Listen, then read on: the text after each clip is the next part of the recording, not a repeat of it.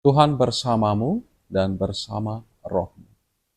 Inilah Injil Tuhan kita Yesus Kristus menurut Lukas. Dimuliakanlah Tuhan. Dua murid yang dalam perjalanan ke Emmaus ditemui oleh Yesus yang bangkit segera kembali ke Yerusalem. Di sana, mereka menceritakan kepada saudara-saudara yang lain apa yang telah terjadi di tengah jalan dan bagaimana mereka mengenal Yesus pada waktu ia memecah-mecahkan roti. Sementara mereka bercakap-cakap tentang hal-hal itu, Yesus tiba-tiba berdiri di tengah-tengah mereka dan berkata, "Damai bagi kamu." Mereka terkejut dan takut karena menyangka bahwa mereka melihat hantu. Akan tetapi Yesus berkata kepada mereka, "Mengapa kamu terkejut? Dan apa sebabnya timbul keraguan-raguan di dalam hati kamu? Lihatlah tanganku dan kakiku. Aku sendirilah ini. Rabalah aku dan lihatlah, karena hantu tidak ada daging dan tulangnya, seperti yang kamu lihat ada padaku." Sambil berkata demikian, Yesus memperlihatkan tangan dan kakinya kepada mereka.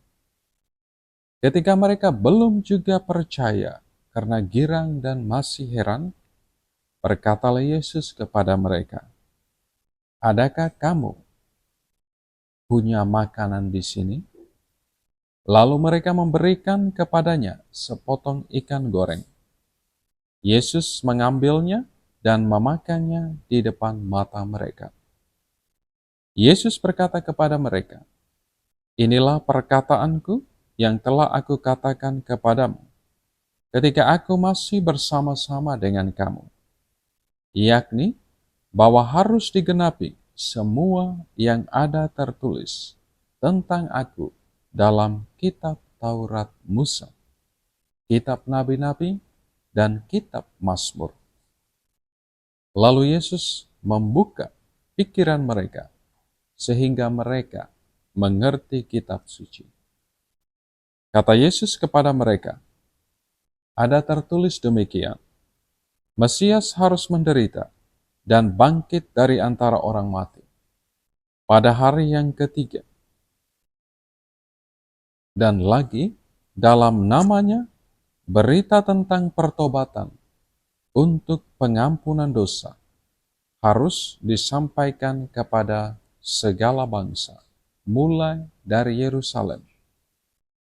Kamulah saksi-saksi dari semuanya ini." Demikianlah Injil Tuhan. Terpujilah Kristus.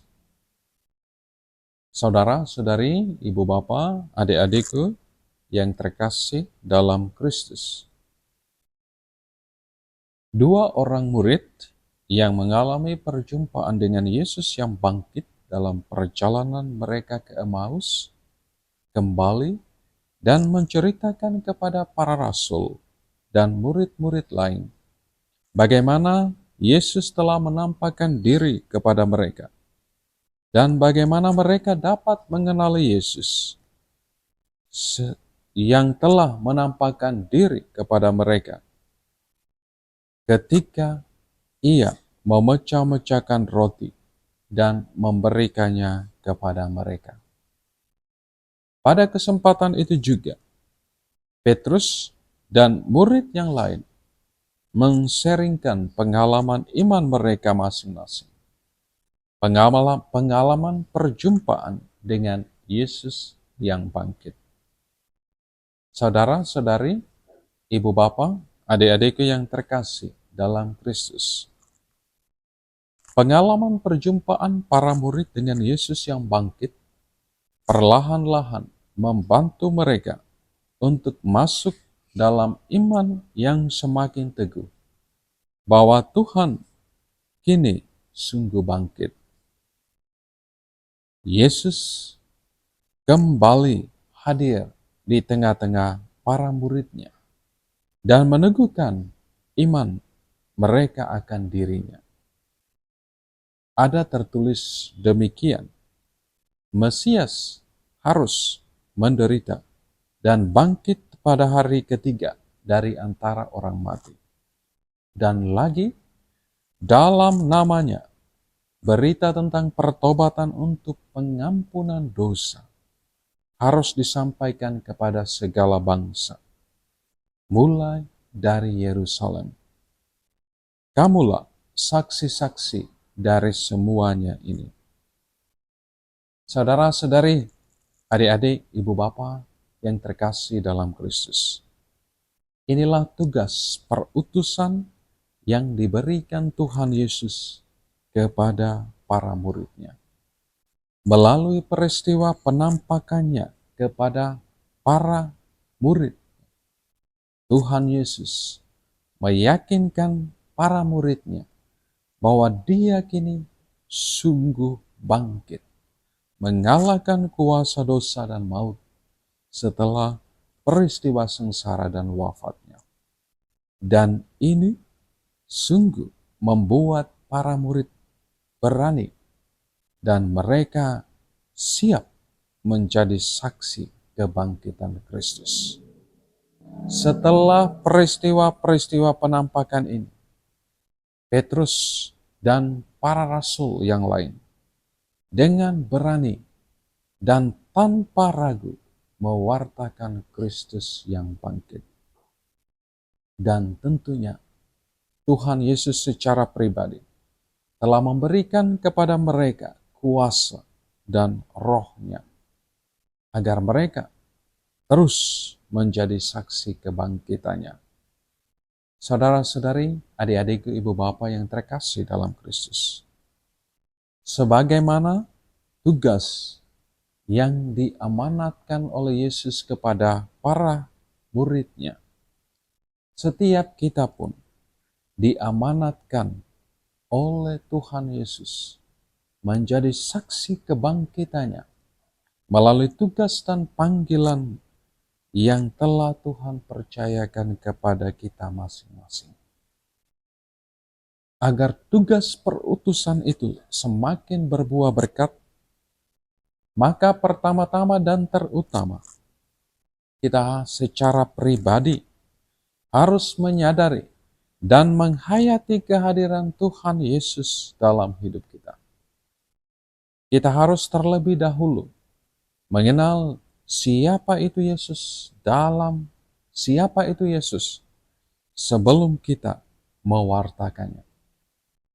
Karenanya, saudara-saudariku yang terkasih, relasi pribadi dengan Tuhan Yesus dalam setiap doa pribadi kita, dalam Ekaristi Kudus, dalam sakramen-sakramen yang kita terima, dan dalam firman-Nya, sabdanya, menjadi sangat penting.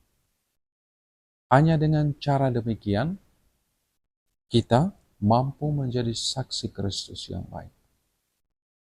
Saudara-saudari, adik-adikku, ibu bapa yang terkasih dalam Kristus.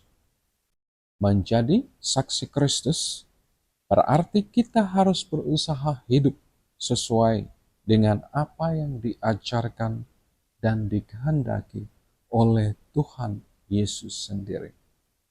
Tuhan Yesus selama hidupnya telah banyak mengajarkan cinta kasih, damai sejahtera, pengampunan, dan pertobatan. Nah, sebagai saksi-saksi Kristus, kita harus sungguh sadar bagaimana ajaran-ajaran Kristus itu bisa diterima oleh orang banyak. Kalau kita secara pribadi yang adalah saksinya, sulit untuk mengasihi orang lain, sulit untuk berdamai dengan diri sendiri dan orang lain, sulit untuk mengampuni sesama kita, dan sulit untuk move on mau mengubah dan membaharui diri kita. Saudara, saudari, adik-adik, ibu bapa yang terkasih dalam Kristus. Mari kita terus membaharui relasi kita dengan Tuhan yang mungkin sejauh ini belum terlalu baik. Kita mungkin malas berdoa, malas membaca, dan merenungkan firman Tuhan. Marilah kita juga terus membaharui hidup kita, agar hidup dan karya kita sesuai dengan ajaran Tuhan Yesus. Dengan demikian, kita pun pantas dan layak menjadi saksinya, dan kesaksian kita sungguh berbuah berkat. Kamu adalah saksi-saksi dari semuanya ini. Berkat Tuhan beserta kita sekalian. Bapa, Putra, dan Roh Kudus. Amin.